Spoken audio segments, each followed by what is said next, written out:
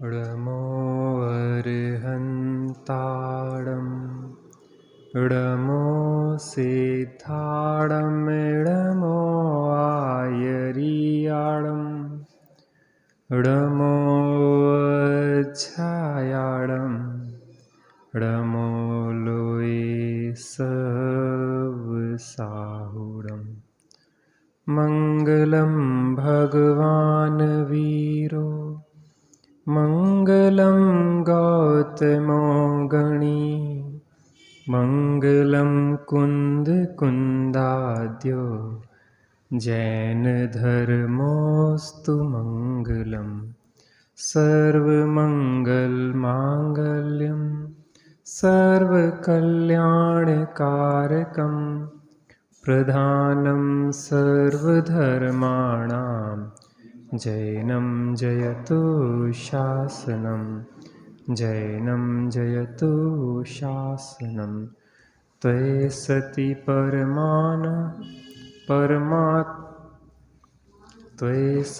परमात्मन् माद्रसान् मोहमुग्धान् कथं तनुभसत्वान् बुद्धके सान्यजेहं सुगतमगधरं वा वागधीशं शिवं वा जितभवमभिवन्दे भासुरं श्रीजिनं वा णम्यूणजिणं वीरम् अनन्तवर्णाणदंसनसहावं बोच्छामिणीयं सारं केवली सुध केवली वडिदम्। श्री नियम सारजी परमागम आचार्य भगवान कुंद कुंद देव द्वारा विरचित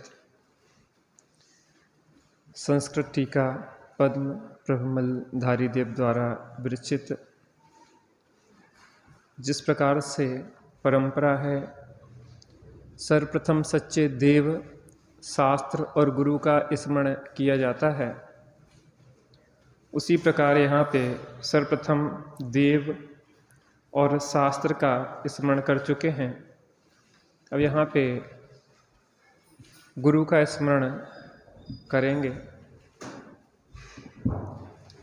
कल अपन ने जनवाणी का स्मरण किया था।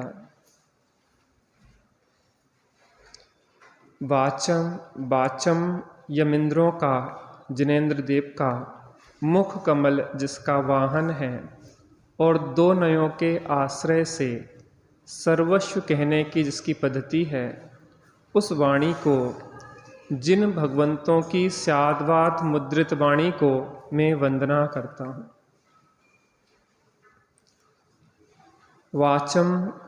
वाचम यमिंद्राणाम। वाचम यमिंद्र मुनियों में प्रधान अर्थात जिनदेव, मौन सेवन करने वाले में श्रेष्ठ। इस पे चर्चा अपनी चली थी। चेतना के विकास के लिए मौन का बहुत महत्व है।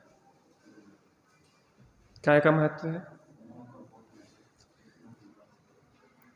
चाहे शारीरिक विकास हो या मानसिक विकास हो या आत्मिक विकास हो। कौन कौन से? शारीरिक विकास हो या मानसिक विकास हो या आत्मिक विकास हो, उसमें काय का महत्व है? काय का महत्व है? मौन का। मौन मात्र शब्दों का नहीं होता, मौन होता है अंतर्जल्प का भी, और मौन होता है चेतना का भी। बाह्य वातावरण का भी मौन होना चाहिए,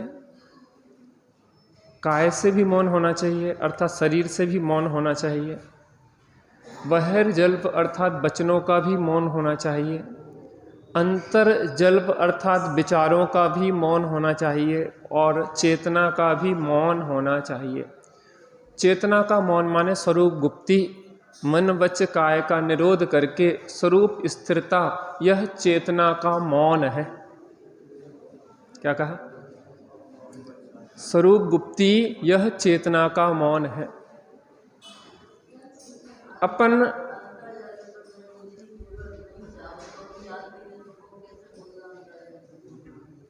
देखो, पूर्व कर्म के उदय में जो भी भावों की दशा होती है उसमें जो भी जुड़ान होता है उसके अनुसार अंदर में विचार चलते रहते हैं। अंतर्जल्प की शांति के लिए एक तो अप्रशस्त जो अंतर्जल्प हैं उनसे बचें और प्रशस्त अंतर्जल्पों में आए।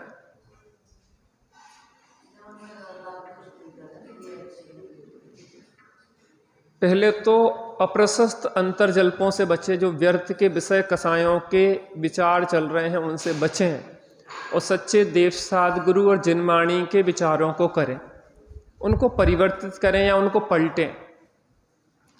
उसके बाद उन प्रशस्त अंतर्जल्पों के भी त्याग के लिए स्वरूप का आश्रय लें। वह अंतर्जल्प तब तक नहीं छूट सकते जब तक कि स्वरूप स्थिरता ना हो। हम बुद्धिपूर्वक उनको परिवर्तित तो कर सकते हैं, अप्रशस्त अंतर्जल्पों से प्रशस्त अंतर्जल्प की ओर ले जा सकते हैं, लेकिन उन विचारों विकल्पों को शांत करना या अभाव करना स्वरूप आश्रय बिना होता नहीं है। तो पहले बुद्धिपूर्वक हम अप्रशस्त विचारों से प्रशस्त विचार माने अच्छे विचारों को लाएं और फिर स्वरूप के आश्रय से उन प्रशस्त विचारों का भी अभाव हो जाएगा। क्या के आश्रय से? स्वरूप के आश्रय से। तो अपन ने मौन की चर्चा की कि मौन में शारीरिक विकास भी होता है, मौन में मानसिक विकास भी होता है और मौन में आत्मिक विकास भी होता है। थोड़ा सा इस पर चर्चा करें, क्योंकि ये मात्र औपचारिकता नहीं है। यहां पे जो बात कही है, मौन सेवन करने वाले में श्रेष्ठ, तो मौन सेवन करते हैं मुनिराज और मौन सेवन करने वाले में श्रेष्ठ जो हैं वह क्या है? जिनराज। तो हमें मुनिराज बनना है और हमें जिनराज बनना है तो पहले मौन का अर्थ समझें कि मौन क्या है। कसायों पूर्वक दूसरे से बात ना करना, भैया हमारा तो मौन है, जे मौन नहीं है, जे अंदर में तीव्र कसाय का परिणाम है। 3 प्रकार के विकास की चर्चा करी, शारीरिक, मानसिक और आत्मिक। शारीरिक विकास के लिए जब कोई भी चेतना किसी गर्भ में पहुंचती है तो वहां पे उसका शारीरिक विकास होता है। ऐसा समझें कि सर्वाधिक शारीरिक विकास जो होता है वो मां के गर्भ में 9 माह में होता है। क्या कहा? सर्वाधिक शारीरिक विकास जो होता है वह 9 माह मां के गर्भ में होता है, क्योंकि वह जो चेतना है जो एक मांस के लोथड़े के रूप में थी, उसने धीरे धीरे अपने अंग और उपांग को डेवलप किया। प्रारंभ ही सबसे महत्वपूर्ण होता है। क्या कहा? प्रारंभ ही सबसे महत्वपूर्ण होता है और वहां वह मां के गर्भ में वह चेतना अपने संपूर्ण अंगों का प्रारंभ करती है, उपांगों का प्रारंभ करती है, शुरुआत करती है। तो सर्वाधिक महत्वपूर्ण वह समय होता है और वह जब शरीर के अंगों को डेवलप करती है तो वहां वह मौन से रहती है कि वाचालता पूर्वक रहती है? मौन से रहती है। मौन का सर्वाधिक महत्व है। वहां जब वो मां के गर्भ में रहता है शिशु, तो मां के गर्भ में जो गर्भ जितना बड़ा दिखता है उतना बड़ा बालक बच्चा होता नहीं है। मां के गर्भ में वो एक पानी, एक तरल पदार्थ जो बड़ा भरा होता है, उसमें इप्सम साल्ट नाम के पदार्थ की बहुलता होती है। पानी के बीच में, एक लिक्विड के बीच में वो तैरता है बच्चा, वो रखा नहीं रहता, वो एक लिक्विड होता है, उस लिक्विड में तैरता रहता है और उस लिक्विड में इप्सम साल्ट की मात्रा इतनी अधिक होती है कि वह डूब ना पाए, नहीं तो डूब जाएगा। एक डेड सी है, उसमें लोग डूबते नहीं है। मैंने सुना है, देखा नहीं है। डेड सी इसलिए कहते हैं कि उसमें इप्सम साल्ट की मात्रा इतनी अधिक है कि वो किसी चीज को डुबा नहीं सकता। नमक की मात्रा जितनी ज्यादा होती है ना, वो चीजों को डुबाता नहीं है उतना अधिक। तो इतनी उसमें मछलियां भी नहीं होती, क्योंकि मछलियों को जीवित रहने के लिए समुद्र में गहराई में जाना पड़ता है, और वो मछलियां डूब ही नहीं सकती, वो तो ऊपर आ जाती हैं। उसमें किसी को भी फेंक दे तो वो उसको ऊपर ही रहेगा और डूब नहीं सकता, क्योंकि उसमें इप्सम साल्ट की मात्रा बहुत होती। ऐसे ही माँ के गर्भ में जब शिशु आता है तो नमक खाने की इच्छा होती है, नमक की मात्रा अधिक डिमांड बढ़ जाती है। कई बार माएँ खड़िया वगैरह मिट्टी भी गांव की जो होती है वो भी चाटने लग जाती हैं, खाने लग जाती हैं, उसको डिमांड होती है, क्योंकि अंदर उस जो बच्चा पल रहा है वहाँ वो जिसमें रहता है वो इप्सम साल्ट की मात्रा वहाँ चाहिए पड़ती है, उसको डूबे ना। और नाभि से कनेक्शन जुड़ा होता है जिसके माध्यम से वह भोजन आदि माँ के माध्यम से लेता रहता है। उस 9 माह में उस शरीर का विकास बहुत तीव्रता से होता है। एक छोटा सा मांस का लोथड़ा धीरे धीरे एक डेवलप होके संपूर्ण शरीर के अंग और उपांग को वो डेवलप कर लेता है, और वह डेवलप होके वो बच्चा का रूप एक धारण करता है। वहां पे वह कैसा रहता है? मौन रहता है, शांत रहता है। शरीर के विकास के लिए भी मौन और शांतता की जरूरत है। क्या की जरूरत है? मौन और शांतता की। मानसिक विकास भी वहां होता है उसका। आज वैज्ञानिक इस बात की तैयारी कर रहे हैं कि हम कुछ कक्षाएं गर्भ में ही पढ़ा देंगे। यूकेजी, एलकेजी वगैरह की जो पढ़ाई है उसको हम गर्भ में ही पढ़ा देंगे और सीधे फर्स्ट में उसका एडमिशन होगा। क्या कहा? सीधे फर्स्ट में ही उसका एडमिशन है। 2-3 साल की पढ़ाई हम गर्भ में करा देंगे, क्योंकि बच्चे की चेतना वहां अधिक सीखने लायक होती है। जहां उपयोग अधिक बढ़ जाता है वहां सीखने की गति धीमी हो जाती है। इसलिए किसी भी चीज को सीखने के लिए उपयोग की एकाग्रता की जरूरत होती है। तो वहां मानसिक विकास भी बहुत तीव्रता से होता है। अगर आपको अपने जीवन में मानसिक विकास करना है तो मौन और एकांत में रहकर शांत रहने का अभ्यास करें। आपका ज्ञान फेसबुक, गूगल और यूट्यूब से नहीं आएगा, आपका ज्ञान आएगा अंदर में चेतना से। अपूर्व भाई इधर बोल रहे, हम वहां नहीं। क्या बोल रहे? ग्रंथ से नहीं बोल रहे अभी तो आप सुनो। बाहर से ज्ञान नहीं आता, ज्ञान कहां से आता है? अंदर से आता है। उस मानसिक विकास के लिए भी आपको अंतर्मुख होना पड़ेगा, उस मानसिक विकास के लिए। इसलिए ज्यादा से ज्यादा समय मौन, एकांत और शांतता में बिताना चाहिए। तो पहले शारीरिक विकास की चर्चा हो गई, मानसिक विकास की चर्चा हो गई। और चेतना के विकास की प्रक्रिया की बात करें तो यहां मुनिराजों की चर्चा है। वाचम यमिंद्राणाम, मौनियों मौन धारण करने में भी जो श्रेष्ठ हैं, मौन धारण करने में भी जो इंद्र समान है, वो जिनेंद्र भगवान।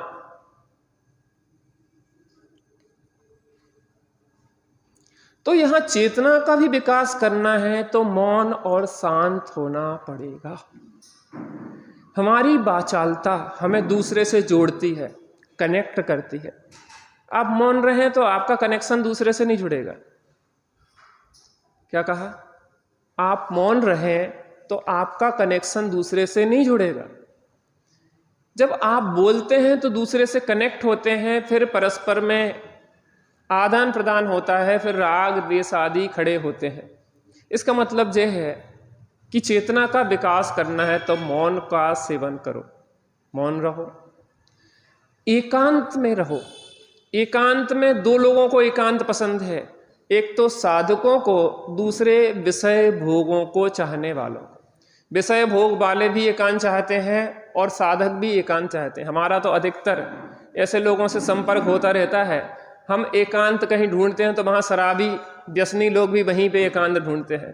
तो सामने की बेंच पे वे शराब पीते हैं और हम सामने बैठ के ध्यान लगाते हैं, या सिगरेट फूंकते रहते हैं और हम अपने बैठे ध्यान लगाते रहते हैं। तुम अपना काम कर रहे हो, हम अपना काम कर रहे हैं, तुम हमसे विचलित नहीं हो रहे हो तो हम तुमसे विचलित क्यों हो?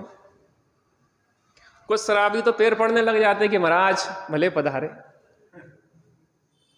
मतलब यह है कि दो लोगों को एकांत चाहिए है, एक तो व्यसनियों को, एक साधकों को। लेकिन व्यसनियों का एकांत उन्हें नीचे ले जाने वाला है और साधकों का एकांत उन्हें ऊपर ले जाने वाला है। मौन, शांत और एकांत। तो यहां मुनियों की चर्चा, मुनियों का गुण मौन बताया, और जिनेंद्र देव का भी गुण क्या बताया? मौन बताया। मौन का कितना महत्व है यहां ये बता रहे हैं। अगर आपको शारीरिक विकास करना है, अगर आपको मानसिक विकास करना है और आपको चेतना का विकास करना है तो मौन और एकांत का सेवन करें। जिन लोगों को भी यह लगता है कि हम मानसिक रूप से बहुत परेशान हैं, हमें बहुत सारी बीमारियों से ग्रस्त हैं, सिर भारी बना रहता है, हमें घबराहट, आकुलता, बेचैनी बनी रहती है, तो वह कुछ दिन वह अधिकतम मौन और एकांत और शांतता का सेवन करें, उनकी वह बीमारी धीरे धीरे कम होना शुरू हो जाएगी। ऐसे साधनों से बचें जो कि हमारे मौन को भंग करते हैं। मोबाइल आदि से दूर रहेंगे आप 3 दिन तो आपका सिर का भारीपन अपने आप कम हो जाएगा, क्योंकि उसकी वाइब्रेशन आपके चित्त और चेतना को आकुलित करती है। आप नहीं भी देख रहे तो भी उससे जो किरणें निकलती हैं, रेडिएशन, वो रेडिएशन आपकी चेतना को चंचल करने में, कंपित करने में निमित्त होती है। जब 5G शुरू हुआ था, जब टेस्टिंग होती तो एकदम झन्नाहट सी लोगों को महसूस होती थी। वो 5G की जो किरणें हैं वो आपको निरंतर झन्ना रही हैं। जब टेस्टिंग शुरू हुई थी तो प्रारंभ में ऐसा लगता था वो निरंतर चल रहा है, तो आपकी शरीर और चेतना निरंतर व्यथित चल रही है, आपको लगता है भारीपन क्यों बना रहता है। ये आपके जो किरणें हैं इनके कारण ऐसा होता है। यूज नहीं भी कर रहे तो भी, जो यूज कर रहे फिर तो उन्हें डायरेक्ट कांटेक्ट में आने से बहुत नुकसान होता ही। वाचम यमिंद्राणाम। तो वाचम यमिंद्रों का, जिनेंद्र देव का मुख कमल जिसका वाहन है और 2 नयों के आश्रय से सर्वस्व कहने की जिसकी पद्धति है, उस वाणी को, जिन भगवंतों की स्याद बात मुद्रित वाणी को मैं नमन करता हूं। अब यहां पे गुरुओं की चर्चा आती है। देव की चर्चा हो चुकी, शास्त्र की चर्चा हो चुकी, अब गुरु की चर्चा होती है। मेरे में 2 नंबर पेज है, कलश क्रमांक या जिसको श्लोक क्रमांक कहें 3 है। मैं एक एक शब्द से आपको बोलूंगा जिसमें पढ़ने में आपको सहूलियत रहेगी। बेटा ग्रंथ पीछे देख के पेज नंबर, और ग्रंथ लेके सभी लोग बैठे हैं, बिना ग्रंथ के कोई भी ना बैठे, शब्द को देखते हुए। एक तो प्रस्तावना का 2 नंबर है, जब ग्रंथ प्रारंभ होगा उसका 2 नंबर देखना है आपको, माने कलश नंबर 3 लिखा होगा वहां पे। मैं बोल रहा हूं, आप उसको शब्दों को ध्यान से देखें। सिद्धांतोद्धत, बोलिए, धत श्रीधवम सिद्धसेनम तर्काब्जारकम भट्ट पूर्वाकलंकम शब्दाब्धिन्दुम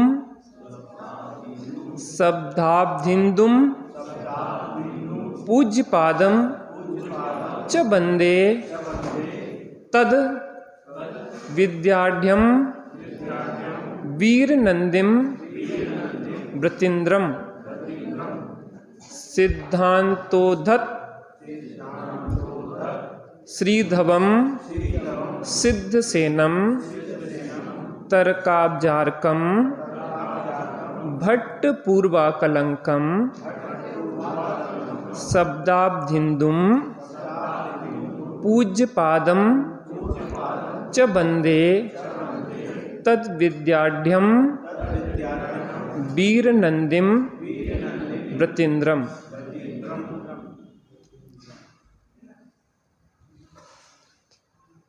अब मैं बोलूंगा, आप उसको दोहराएंगे।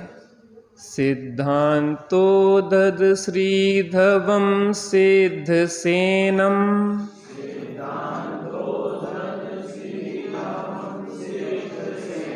तर्काब्जार्कम भट्ट पूर्वाकलंकम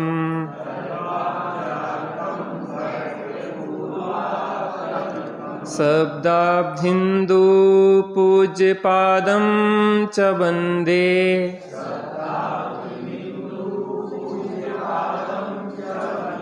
तद्विद्याढ्यं वीरनन्दिं व्रतीन्द्रम्।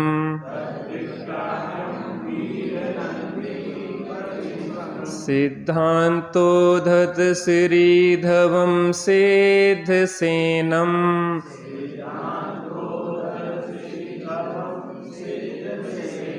तर्काब्जार्कं भट्टपूर्वाकलंकम्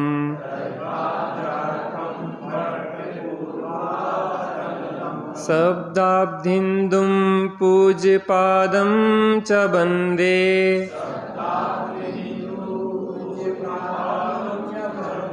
तद्विद्याढ्यं वीरनन्दिं व्रतीन्द्रम्। मैं पूरा कलश बोलूंगा, फिर आप दोहराएंगे।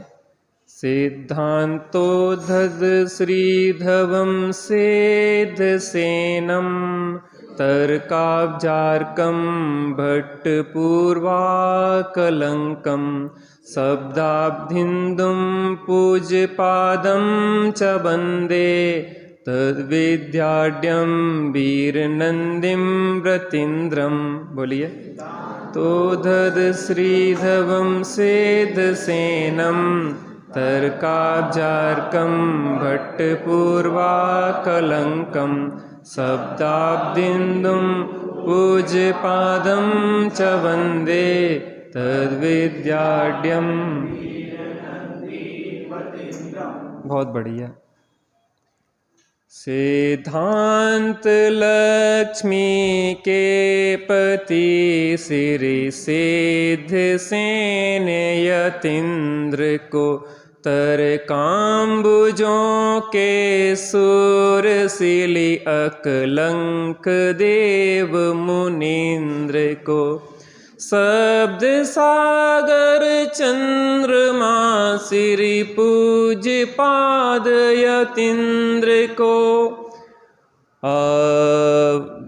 आड़ैन से करूं वंदन वीर नंदी व्रतीन्द्र को। बहुत तार्किकता के साथ यह गुरुओं का स्मरण किया गया है। देखिए, जब देव का स्मरण किया तो गुणों के आधार पे किया, वीतरागता और सर्वज्ञता के आधार पे किया। जिनवाणी का स्मरण किया तो स्यादवाद गुण के आधार पे किया, लेकिन गुरु का स्मरण किया तो नाम लेके किया, नाम लेके किया और अपने गुरु की विशेषता बताई, उसके साथ अन्य गुरुओं का भी स्मरण किया। यह विशेषता है। तो यहां गुरुओं का गुण बताना चाहिए था, नाम क्यों लिया? नाम इसलिए लिया कि जिसके माध्यम से हमें प्राप्त होता है उसका बहुमान आए बिना रहता नहीं है। उन देव शास्त्र गुरु प्रति आता सहज बहुमान, जिससे भी हमें प्राप्त होता है। देखिए, सम्यक ज्ञान के जो 8 अंग हैं उसमें एक अनिन्नवाचार्य है। अनिन्नवाचार्य, अनिन्नवाचार का मतलब होता है कि गुरु का नाम नहीं छिपाना चाहिए। गुरु नाम ना छिपाइए। जिससे भी हमने सीखा है उसका नाम नहीं छिपाना चाहिए। देखिए, हमारे पास हमारा व्यक्तिगत कुछ भी नहीं है, जो भी है वो जिनवाणी का है। इसलिए हम किस बात का अहंकार करें? हमारे पास जो भी है वह गुरुओं का है, इसलिए हम किस बात का अहंकार करें, और हमें उनका नाम बताने में क्या शर्म होना चाहिए। पता, नाम बताने से हम तब बचते हैं जब हमें अपने अहंकार को पुष्ट करना होता है। नाम बताने से हम तब बचते हैं जब हमें अपने अहंकार को पुष्ट करना होता है। इसलिए अगर आप अहंकार पुष्ट करना चाहते हैं तो जिनवाणी से, गुरुओं से, देव से आप कुछ भी नहीं ले सकते, क्योंकि सम्यक ज्ञान के 8 अंग हैं, उसमें अहिन्वाचार होना चाहिए और वह आप में है नहीं। लघुता से प्रभुता मिले, प्रभुता से प्रभु दूर। ज्ञानी जितना उसका ज्ञान बढ़ता जाता है वह उतना लघु होता जाता है, अहंकारी नहीं होता। 16 कारण भावना में विनय संपन्नता नाम की भावना है। हमें आज दुनिया में बहुमान उनका आता है जो धन संपन्न है। किनका आता है? धन संपन्न है, बड़ी गाड़ी है, बड़ा मकान है, बड़े बिजनेस है और बाहर की विभूतियां, अच्छे कपड़े हैं, उनका बहुमान आता है। लेकिन आचार्य देव कहते हैं कि पूज्यता होती है विनय संपन्नता से। कैसे होती है? अगर आपका बच्चा है और वह विनय संपन्न है तो लोग कहेंगे बहुत बढ़िया है, अच्छा है। बहुत महंगे कपड़े पहने हो, बहुत महंगे मोबाइल लिए हो, बड़ी गाड़ी में घूम रहा हो और अविनयी हो तो क्या कोई प्रशंसा करेगा? प्रशंसा होती है विनय से। तो एक व्यवहार विनय होती है, एक परमार्थ विनय होती है। व्यवहार विनय से लोक में प्रशंसा होती है, लोक ख्याति होती है, और परमार्थ विनय अर्थात स्वरूप में वह परिणति झुक जाती है तो परमार्थ में ज्ञानी जन उसकी प्रशंसा करते हैं। कौन करते हैं? ज्ञानी जन प्रशंसा करते हैं। इसलिए विनय नाम का गुण उसमें आता है, किसमें? जो ज्ञानी बनता है। और जो अज्ञानी है उसमें अहंकार बढ़ता चला जाता है। मैं जानता हूं सब, तुम क्या बताओगे? तो विनय की बात है। गुरुओं से सीखा है तो गुरुओं का नाम लिए बिना रहा जाता नहीं। गुरुओं के उपकार को हरगिज भुला सकते नहीं, तन भुला सकते हैं लेकिन चेतन भुला सकते नहीं। गुरुओं के उपकार को हरगिज भुला सकते नहीं। इसलिए यहाँ पे पद्म प्रभ मलधारी देव ने अपने गुरु का नाम बड़े आदर से लिया है और बहुत ही साहित्यिक रूप से लिया है। देखते हैं, सिद्धांतोदध श्रीधवम सिद्ध सेनम, इसका हिंदी में देखते हैं। श्लोकार्थ तीसरे का दिख रहा है। उत्तम सिद्धांत रूपी श्री के पति सिद्ध सेन मुनिंद्र को। सिद्ध सेन नाम के मुनिराज हुए हैं। वह सिद्ध सेन नाम के जो मुनिराज थे वह सिद्धांतों के पारगामी थे। काय के थे? सिद्धांतों के पारगामी थे, अर्थात जिन सिद्धांतों के पारगामी कौन हुए? सिद्धसेन नाम के मुनिराज। तर्क कमल के सूर्य भट्ट अक्लंक मुनिंद्र को तर्क के लिए, न्याय के लिए अगर किसी को याद किया जाता है तो किसको याद किया जाता है? अक्लंक देव को। समंत्र भद्र स्वामी ने आप्त मीमांसा नाम का ग्रंथ लिखा। कौन सा ग्रंथ लिखा? उस आप्त मीमांसा पे अष्टसती किसने लिखी? अक्लंक देव ने। काय पे? आप्त मीमांसा पे। अर्थात अक्लंक देव की बुद्धि कितनी तीक्ष्ण थी और तत्वार्थ, राजवार्तिक आदि महान ग्रंथों का उनने लिखा है, उन ग्रंथों को लिखा है।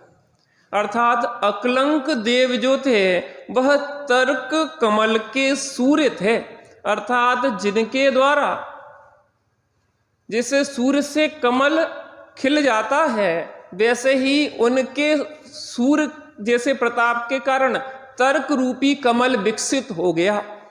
देखिए अकलंक देव का जो काल था, कथा काफी प्रसिद्ध है, बौद्धों का बाहुल्य था।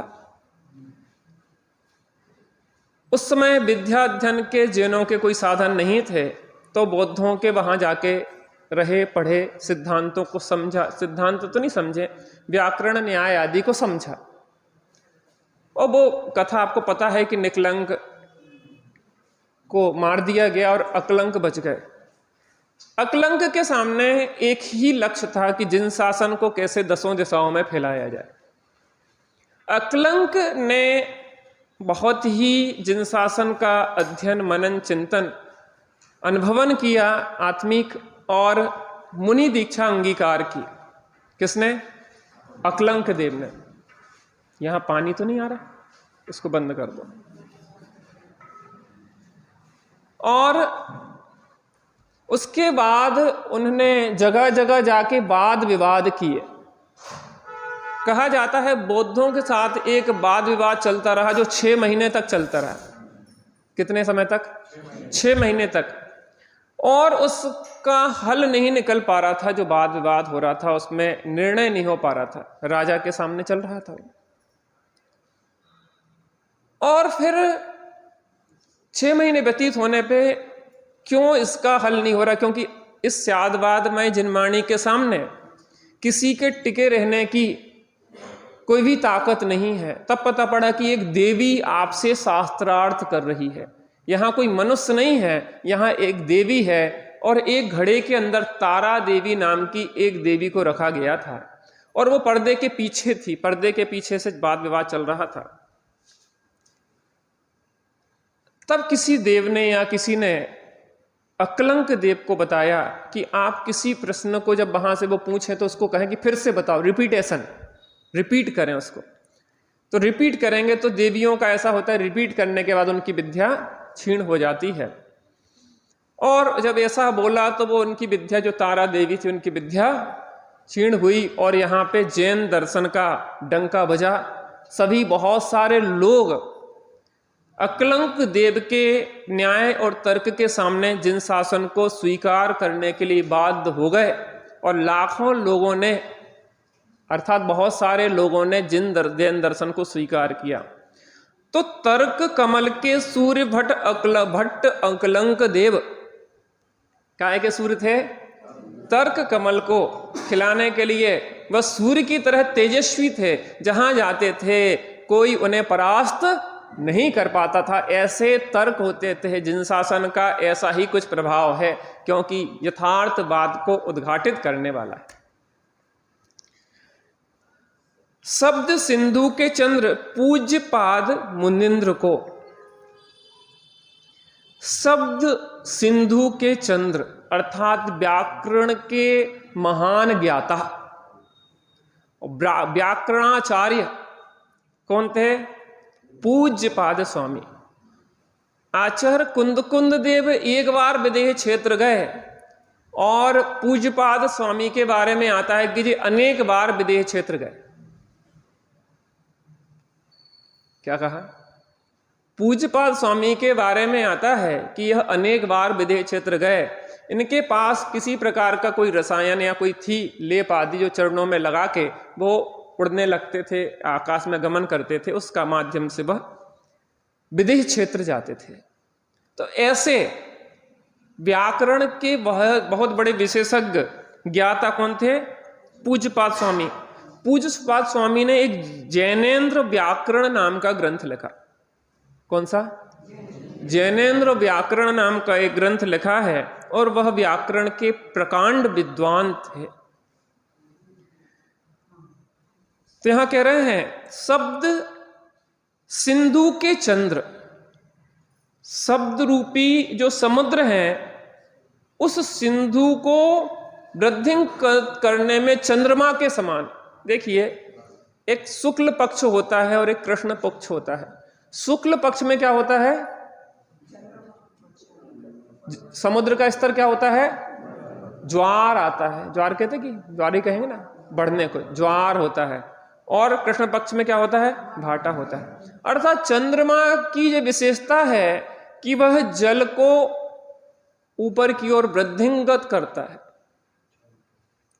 तो यहां जो कहा है शब्द सिंधु के चंद्र, अर्थात वो शब्द रूपी समुद्र को वृद्धिंगत करने वाले ऐसे व्याकरणाचार्य कौन? ऐसे पूज्यवाद स्वामी मुनिंद्र को, और तद विद्या से सिद्धांत आदि तीनों के ज्ञान से समृद्ध वीर नंदी मुनिंद्र को मैं वंदना करता हूं। अब इसमें क्या बात आई है, थोड़ा रहस्य को समझने का प्रयास करते हैं। 3 मुनिराजों के नाम लिए यहां पे। पहले किसके? विद्यानंदी,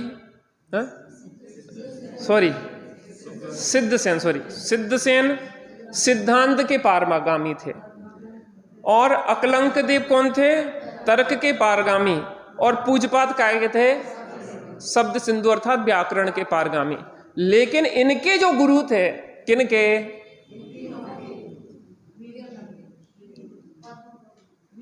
पद्म प्रभ मलधारी देव के जो गुरु थे। यहां पे जो टीका कर रहे हैं, उन पद्म प्रभ मलधारी देव के गुरु थे वीर नंदी जी। और उन वीर नंदी जी में यह तीनों विशेषताएं थी। बात को समझ में आई कि नहीं आई? यहां एक एक मुनिराज या आचार्य का नाम लेके एक एक विशेषता को बताया है, और अंत में ये कह दिया कि ये जो 3 मुनिराज या आचार्यों की विशेषताएं हैं, हमारे गुरु में ये तीनों एक साथ है। वीर नंदी जो हमारे गुरु हैं, अर्थात गुरु की महिमा वर्णी न जाए, गुरु नाम जपो मन वचन आए। जो गुरु होते हैं उनके माध्यम से हमें मिलता है। गुरु गोविंद दुई खड़े काके लागे पाए, और बलिहारी गुरु आपने गोविंद दियो। इसलिए गुरु की महिमा विशेष होती है, क्योंकि गुरु ही भगवान से परिचय करवाता है और भगवान आत्मा से परिचय करवाता है। इसलिए गुरु की यहाँ पे महिमा करी है। कुछ चर्चा भी शेष है इस श्लोक संबंधी, जो आगे अपन करेंगे। और अभी नहीं, ज़्यादा समय नहीं, कम खिलाओ, पाचन अच्छा रहेगा, कल फिर रुचि होगी। हमें तो ऐसा लगता है कि आपको 23.25 घंटे इंतजार रहे कि वो 45 मिनट कब आए। ज़्यादा नहीं दो, उतना दो कि आपको इंतजार बना रहे, भूख बनी रहे। चलिए बैठते हैं।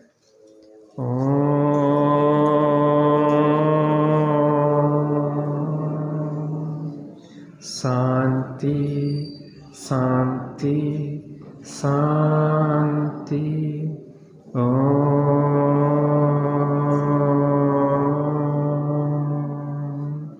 शांति शांति शांति।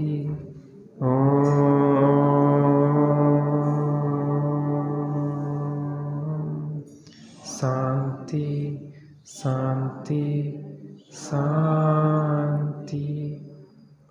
जिससे हमें आत्मबोध होता है, आत्मा का ज्ञान होता है, या आत्मा प्राप्त होती है।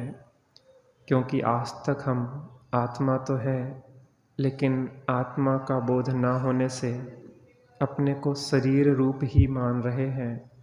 हमें गुरु यह बताते हैं कि तुम शरीर नहीं, तुम आत्मा हो। अर्थात गुरु हमें आत्मा देते हैं, यह भी कहा जा सकता है।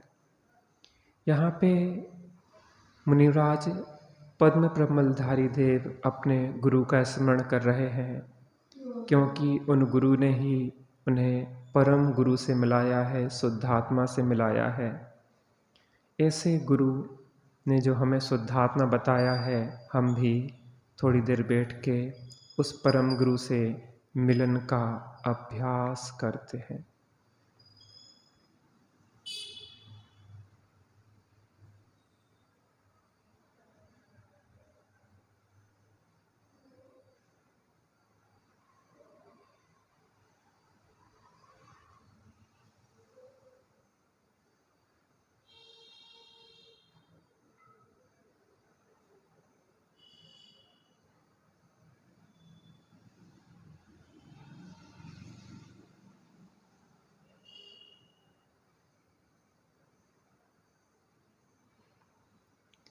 शांति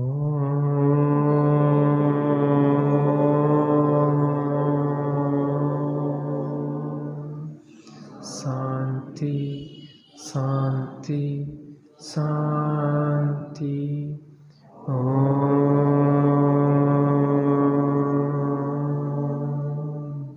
शांति शांति शांति।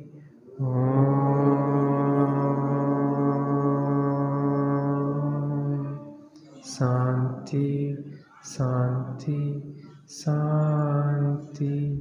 सहजानंदी।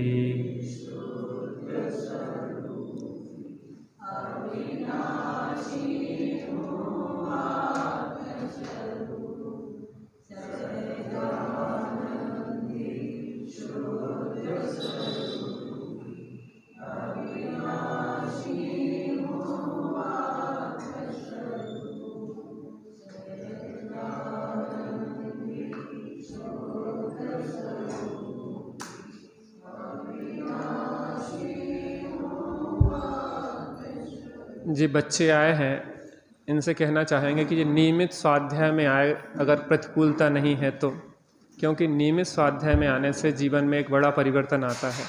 चलिए जिनवाणी स्तुति करते हैं। निज निधि निज में बताई, यह अनंत उपकार है उसके लिए जिन वाणी माँ को वंदना सतवार है, वंदना।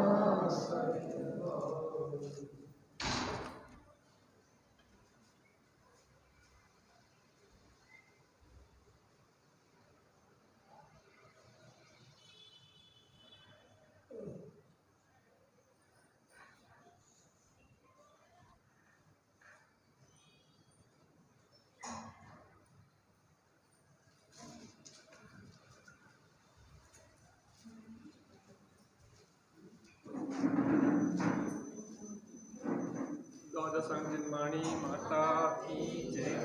महाजन।